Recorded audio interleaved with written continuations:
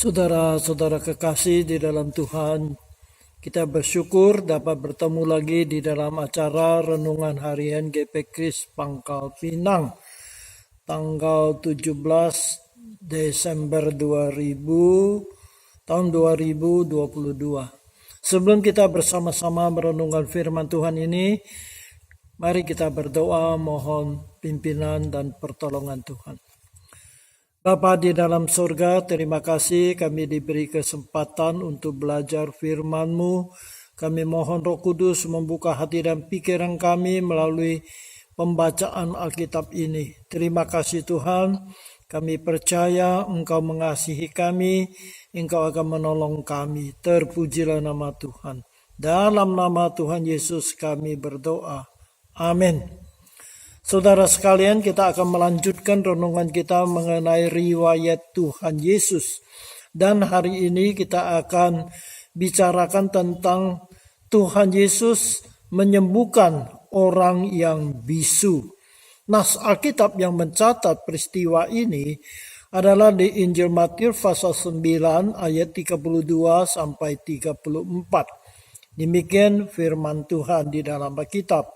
Sebab sedang kedua orang buta itu keluar, dibawalah kepada Yesus seorang bisu yang kerasukan setan. Dan setelah setan itu diusir, dapatlah orang bisu itu berkata-kata. Maka heranlah orang banyak, katanya, yang demikian belum pernah dilihat orang di Israel. Tetapi orang Farisi berkata, dengan kuasa penghulu setan, ia mengusir setan. Amin. Demikianlah pembacaan.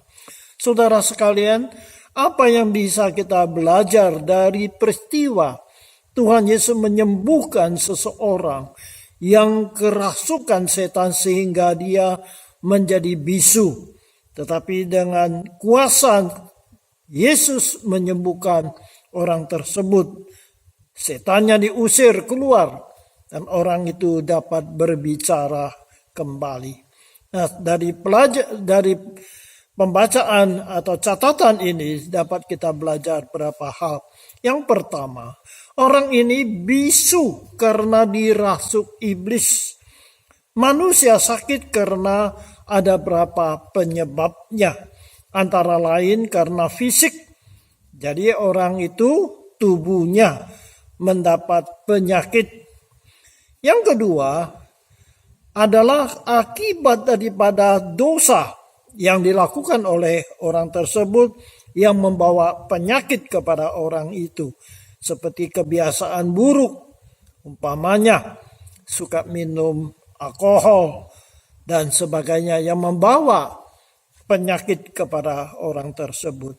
Yang ketiga adalah karena dosa, karena kejiwaan atau mental orang tersebut. Umpamanya orang itu suka khawatir, atau orang itu ada kebencian dan sebagainya yang membawa akibat sakit kepada orang tersebut. Dan yang terakhir adalah karena perbuatan iblis.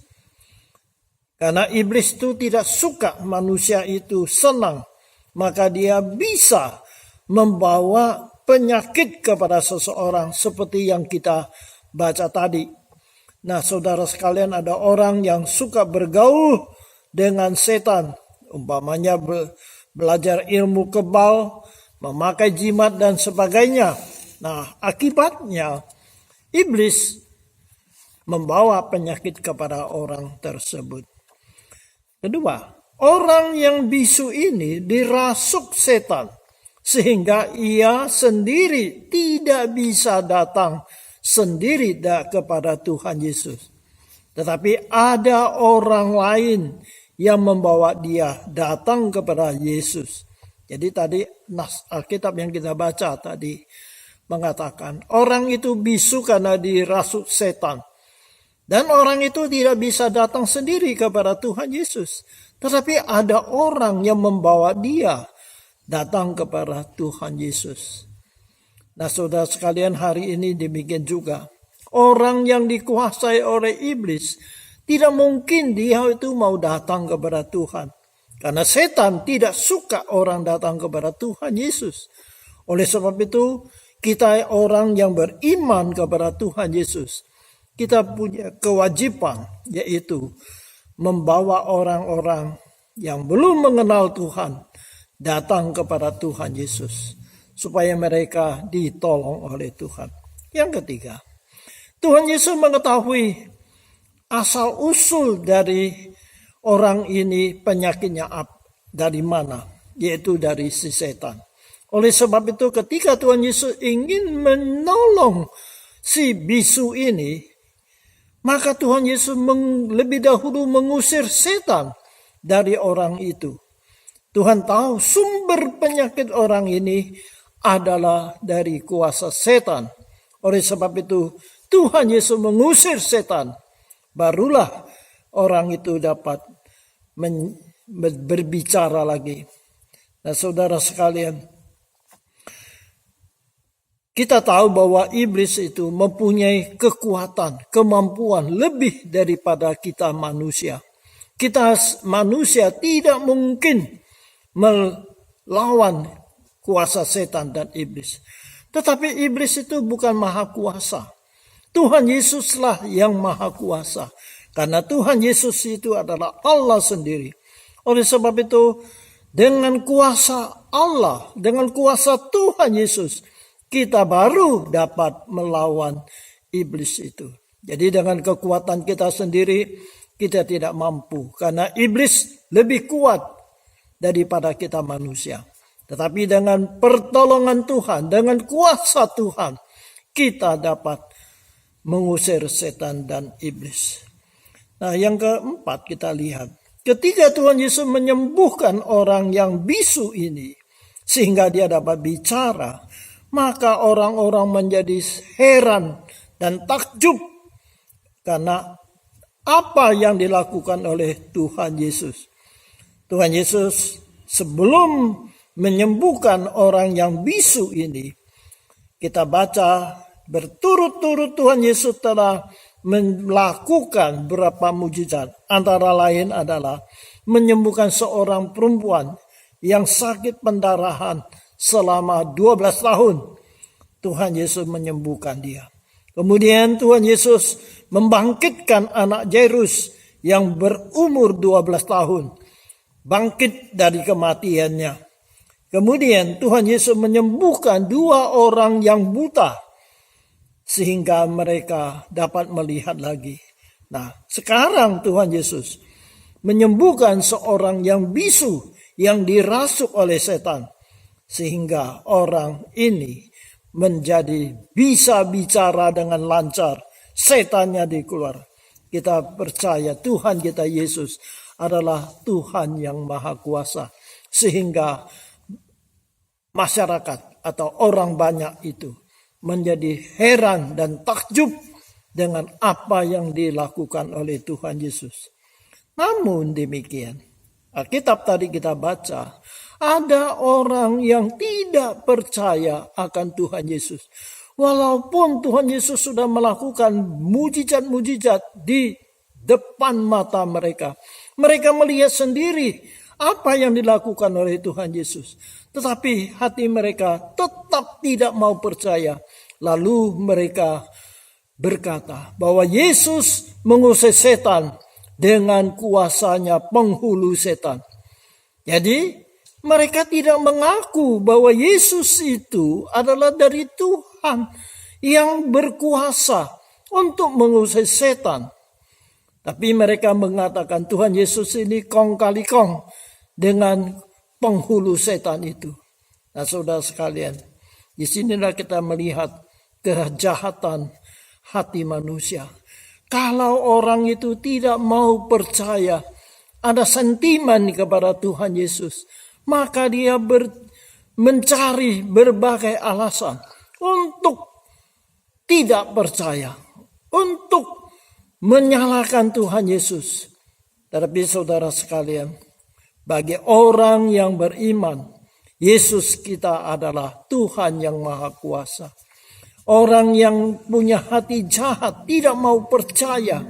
Dia selalu ada alasan untuk tidak percaya kepada Tuhan. Kiranya Tuhan menolong kepada kita supaya kita rendah hati. Mengapa orang Farisi itu tidak mau percaya Tuhan Yesus? Mengapa mereka sendiri sudah melihat kuasa Tuhan yang heran, tetapi mereka tidak percaya karena mereka cemburu kepada Tuhan Yesus. Mereka iri hati kepada Tuhan Yesus. Karena pamor mereka rusak. Karena Yesus melakukan mujizat-mujizat yang luar biasa. Sehingga mereka merasa sakit hati, cemburu kepada Tuhan Yesus. Sehingga mereka menfitnah Tuhan Yesus dengan mengatakan Yesus itu mengusir setan dengan kuasa setan. Kiranya Tuhan menolong kepada kita. Melalui peristiwa mujizat ini, Tuhan Yesus mengusir setan. Sehingga seorang bisu dapat bicara lagi. Kita melihat Tuhan kita adalah Tuhan yang maha kuasa. Dan juga Tuhan yang maha kasih. Setiap orang yang datang kepada Dia, pasti Dia mau menolong kita. Memang penyakit itu tidak selalu datang dari setan. Juga ada karena fisik kita atau pikiran kita.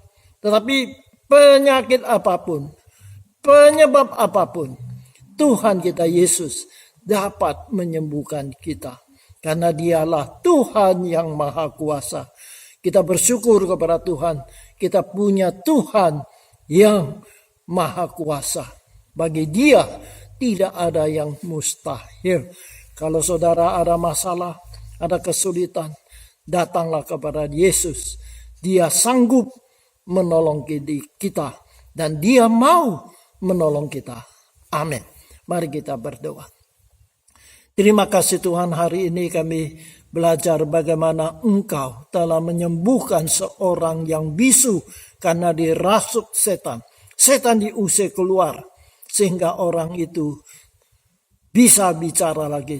Terima kasih Tuhan, Engkau adalah Tuhan yang maha kuasa dan maha kasih. Bagi Engkau tidak ada yang mustahil. Namun kami juga baca bagaimana orang Farisi tidak mau percaya. Mereka memfitnah Engkau, mengatakan Engkau mengusir setan dengan kuasa penghulu setan. Tuhan, kasihanlah kepada kami manusia pada hari ini. Banyak yang tidak mau percaya kepada Engkau. Mereka keras hati, tidak mau mengaku Engkau sebagai Tuhan. Ampuni mereka. Kami mohon Roh Kudus menguatkan iman kami, supaya kami rendah hati, setia kepada Engkau. Terima kasih. Kuatkan iman kami kepada ikut Engkau dengan setia. Terima kasih Tuhan. Dalam nama Tuhan Yesus kami berdoa. Amin. Tuhan berkati kita.